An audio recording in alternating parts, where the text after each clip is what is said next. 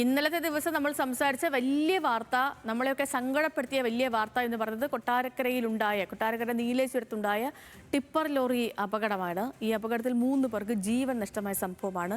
ഇപ്പോൾ ഈ അപകടത്തിൽ കരുനാഗപ്പള്ളി സബ് RTOയിലെ 2 ഉദ്യോഗസ്ഥരെ സസ്പെൻഡ് ചെയ്തിട്ടുണ്ട്. മോട്ടോർ വെഹിക്കിൾ ഇൻസ്പെക്ടറായ സുധിൻ ഗോപി, അതേപോലെ assistant MVI Sarath S Kumar, ഇവർക്കെതിരെയാണ് നടപടി വന്നിരിക്കുന്നത്.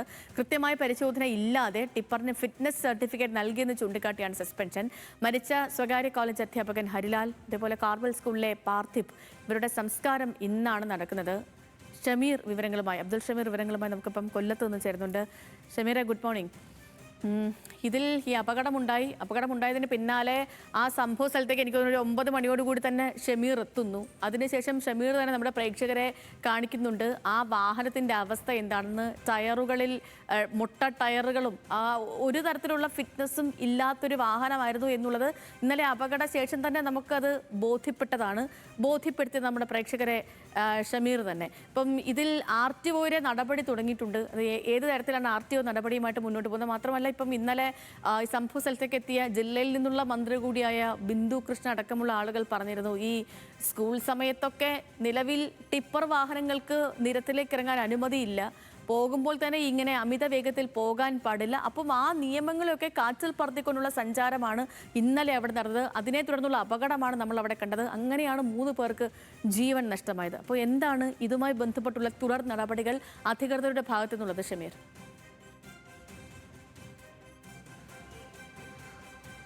Sidhu, very good morning.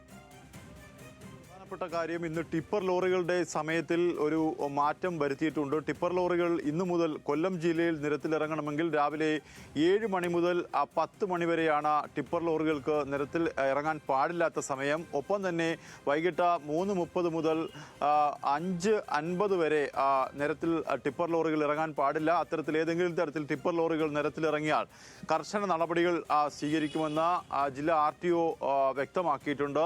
ഒപ്പം തന്നെ അമിതമായി ഭാരം കയറ്റി പോകുന്ന ടിപ്പർ ലോറികൾക്കെതിരെ ഇന്നു മുതൽ കർശന നടപടി സ്വീകരിക്കാനും മോട്ടോർ വാഹന വകുപ്പ് തീരുമാനിച്ചിട്ടുണ്ട്. നേരത്തെ സേതുലക്ഷ്മി പറഞ്ഞതുപോലെ കരുനാഗപ്പള്ളി സബ് മോട്ടോർ വെഹിക്കിൾ ഓഫീസിലെ 2 ഉദ്യോഗസ്ഥരെ സസ്പെൻഡ് ചെയ്തിരുന്നു. അതായത് 4 മാസം മുമ്പാണ് ഈ ലോറിക്ക് ഫിറ്റ്നസ് നൽകിയിരിക്കുന്നത്. ആ ഫിറ്റ്നസ് സാക്ഷ്യപ്പെടുത്തിയ ഉദ്യോഗസ്ഥരായ MVI സുധീർ ഗോപി, അതുപോലെ തന്നെ AMVI ശരത് എസ് കുമാറിനെയും സസ്പെൻഡ് ചെയ്തു. ട്രാൻസ്പോർട്ട് കമ്മീഷണർ നിർദ്ദേശപ്രകാരമാണ് ഈ സസ്പെൻഷൻ വന്നിരിക്കുന്നത്. ഒപ്പം തന്നെ ഈ ലോറിക്ക് ഫിറ്റ്നസ് നൽകാൻ നേതൃത്വം നൽകിയ RTOയ്ക്കെതിരെയും സബ് മോട്ടോർ വെഹിക്കിൾ ഓഫീസിലെ RTOയ്ക്കെതിരെ അന്വേഷണം ആരംഭിച്ചിട്ടുണ്ട്. എന്തായാലും കൂടുതൽ നടപടികൾ വരും. ഇതിൽ ഏറ്റവും പ്രധാനപ്പെട്ട കാര്യം, അമിത വേഗതയിൽ പായുന്ന, അതായത് ജില്ലയുടെ കിഴക്കൻ മേഖലയിൽ ഈ സംഭവം നടന്നിട്ടും ഇന്നലെ നിരവധി ടിപ്പർ ലോറികൾ അമിത വേഗതയിൽ പായുന്ന സംഭവം പോലീസ് സ്റ്റേഷനുകളിലേക്ക് നിരവധി ആളുകൾ പരാതിയായി നൽകിയിട്ടുണ്ട്. ആ പരാതികളെല്ലാം തന്നെ ഗൗരവമായി പരിശോധിക്കാനും സർക്കാർ തീരുമാനിച്ചിട്ടുണ്ട്. ഒപ്പം തന്നെ ബിന്ദു കൃഷ്ണ പറഞ്ഞതുപോലെ ഇന്നിപ്പോൾ കൊല്ലത്താണ് ഈ സമയമാറ്റം ഉണ്ടായിരിക്കുന്നതെങ്കിൽ ഈ സമയമാറ്റം കേരളം മുഴുവനും ഈ സമയമാറ്റത്തിൽ ഈ ടിപ്പറുകൾ ഓടുന്നതിലൊരു സമയമാറ്റം ഉണ്ടാകാനാണ് സാധ്യത.